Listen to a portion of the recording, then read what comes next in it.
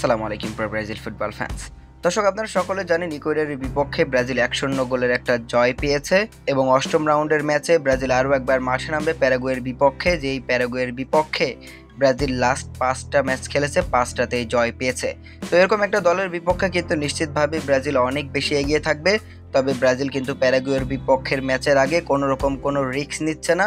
বিশেষ করে Dorival Junior, Andre Guilherme Arana, Lucas Paqueta এবং ভিনি জুনিয়রকে তো তিনি প্রথম দিনে ট্রেনিং সেশনই করাননি, কেননা এদিন কিন্তু লোড কন্ট্রোলের জন্য প্লেয়াররা ইনজুরিতে পড়তে পারে। সেজন্য কিন্তু ডরিভাল জুনিয়র এই সমস্ত ফুটবলারদেরকে নিয়ে কোনো রিস্ক নিতে চান না।